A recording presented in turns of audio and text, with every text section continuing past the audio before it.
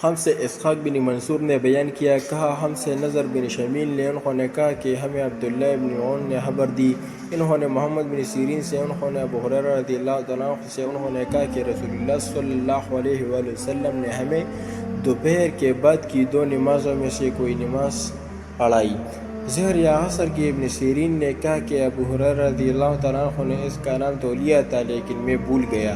ابو ہریرہ رضی اللہ عنہ نے بتایا کہ ہم صلی اللہ علیہ وآلہ وسلم نے ہمیں 2 رکعت نماز پڑھا کر سلام پھیر دیا۔ اس کے بعد ایک لکڑی کی لاٹھی سے جو مسجد میں رکھی ہوئی تھی، آپ صلی اللہ علیہ وآلہ وسلم ٹیک لگا کر کھڑے ہو گئے۔ ایسا معلوم ہوتا تھا کہ جیسے آپ بہت ہی خفا ہو، اور آپ صلی اللہ علیہ وآلہ وسلم نے اپنے دائیں ہاتھ کو بائیں ہاتھ پر رکھا اور ان کی انگلیوں کو ایک دوسرے میں داخل کیا، اور آپ نے اپنے دائیں رخسار مبارک کو بائیں ہاتھ کی ہتھیلی سے سہارا دیا۔ جو لوگ نماز پڑھ کر جلدی نکل جایا کرتے تھے وہ مسجد کے دروازوں سے پار ہو گئے تھے۔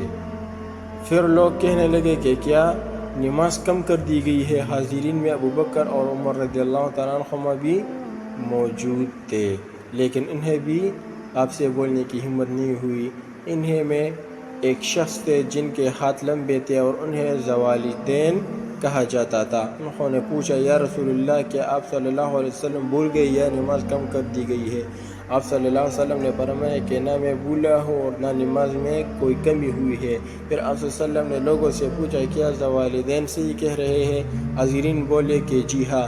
یہ سن کر آپ صلی اللہ علیہ وسلم آگے بڑھے اور باقی رکعتیں پڑھی، پھر سلام پھیرا، پھر تکبیر کہی اور سہو کا سجدہ کیا، معمول کے یا اس سے بھی لمبا سجدہ، پھر سر اٹھایا اور تکبیر کہی، پھر تکبیر کہی اور دوسرا سجدہ کیا، معمول کے مطابق یہ اس سے بھی طویل، پھر سر اٹھایا اور تکبیر کہی۔